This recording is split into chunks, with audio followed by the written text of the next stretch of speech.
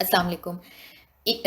Bank statement की बात करते हैं आज इटली और जर्मनी 2 कंट्रीज़ को लेके। इटली के केस के अंदर स्पेशली मास्टर्स की केसेज़ में आपको बैंक स्टेटमेंट चाहिए होती है। इटली के लिए आपको बैंक स्टेटमेंट चाहिए होती है 20 से 22 लाख के दरमियान, और 18-20 लाख भी चल जाता है, ठीक है? और आपको जर्मनी के लिए आपको चाहिए होती है 35 लाख या प्लस में चली जाती है, ठीक है? ये कैसे डिसाइड करते हैं? क्यों इतना डिफरेंस है 2 कंट्रीज़ के अंदर? ये डिफरेंस इसलिए है कि सबसे पहले तो वो कैलकुलेट इस तरह से कर रहे हैं कि आपकी जो डिग्री है, अगर आपके पास स्कॉलरशिप भी नहीं है तो आप वहाँ पे जाके सर्वाइव कैसे करेंगे, और आपकी पूरी डिग्री का, रिहाइश का, फूड का, सारी चीज़ों का मिला के खर्चा कितना आएगा उस पूरी डिग्री में, ठीक है? तो ये जो 20-22 लाख है ना, ये रफली एस्टिमेटेड है उस खर्चे का जो आपकी मास्टर्स डिग्री, 2 साल की मास्टर्स डिग्री के दौरान आपको आने वाला है। और जर्मनी के केस के अंदर ये 35 लाख इसलिए है क्योंकि जर्मनी इटली से महंगा है। इटली में रहना आसान है एज कंपेयर टू जर्मनी। ये हो गया bank statement. Bank maintenance record जो चीज़ होती है ना, वो उसमें ये होता है कि आपका पूरा एक रिकॉर्ड होता है। नॉर्मली लोग 6 माह का बैंक मेंटेनेंस रिकॉर्ड, जो बैंक स्टेटमेंट और बैंक मेंटेनेंस रिकॉर्ड, ये 2 डॉक्यूमेंट्स हैं, ये बैंक वाले आपको बना के देते हैं। तो जो बैंक स्टेटमेंट होती है उसमें तो सिंपल ये लिखा होता है कि ये अकाउंट इस बंदे के नाम पे है और इस अकाउंट में इतने पैसे हैं, ठीक है?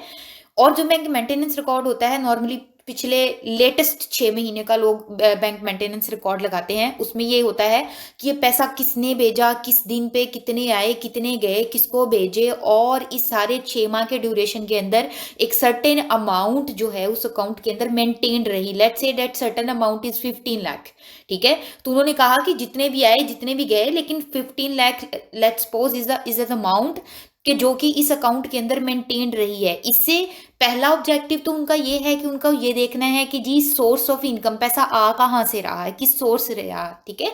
और दूसरा उनको ये देखना है कि इस पैसे की, या जो आपकी बैंक के अंदर पैसा आ रहा है, इसका वो मेंटेन्ड भी है कि नहीं। ऐसा नहीं है कि एक मंथ में 15 लाख आया और दूसरे मंथ में आपका बैंक जो है वो, आपका बैंक बैलेंस जो था वो जीरो था।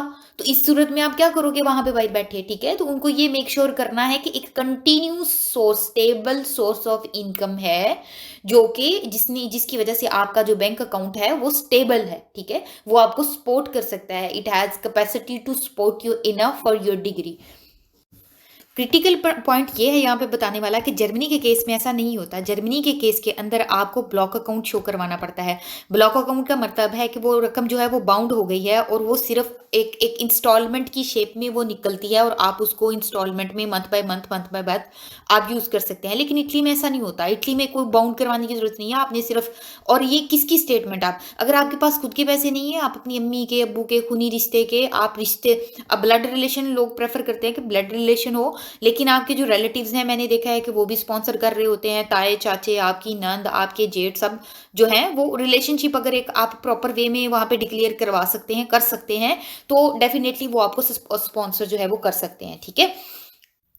अब क्वेश्चन ये आता है कि अगर मेरे पास स्कॉलरशिप है तो क्या मुझे इस बैंक स्टेटमेंट शो करवानी पड़ेगी? नहीं, क्योंकि इसका मकसद ही, इसके पीछे ऑब्जेक्टिव ही ये है कि इस बंदे का खर्चा वहां पे जाके कैसे होगा, ये बंदा सरवाइव कैसे करेगा। तो अगर आपके पास एक प्रॉपर प्रूफ है कि ओके मेरे पास स्कॉलरशिप है और मुझे फुली फंडेड स्कॉलरशिप मिला हुआ है, that is sufficient to complete your degree, then you don't need to provide them any bank statement, right?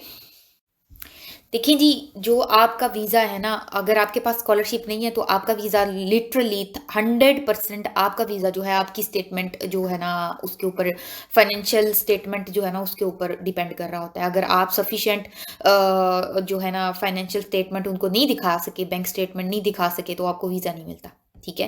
क्योंकि उनके लिए ये बहुत इंपॉर्टेंट है इस चीज़ को मेक श्योर करना कि ये स्टूडेंट है और ये वहाँ पे जाके सर्वाइव कैसे करेगा। इस चीज़ को आप छोड़ देंगे जी, जर्मनी में बहुत सारी अपॉर्चुनिटीज़ हैं, पार्ट टाइम जॉब्स लोग करते हैं, कर सकते हैं, वीज़ा टाइप ऐसा मिल जाता है, डेट्स अ रियलिटी, ऐसा होता है, आप कर भी सकते हैं।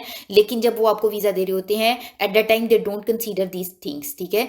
ये एक बाद की स्टेज की चीज़ें हैं कि आप यहाँ पे आके जॉब करते हैं, लेकिन जब अपने वीज़े के लिए अप्लाई करना है, you have to show them sufficient bank statement. Thanks.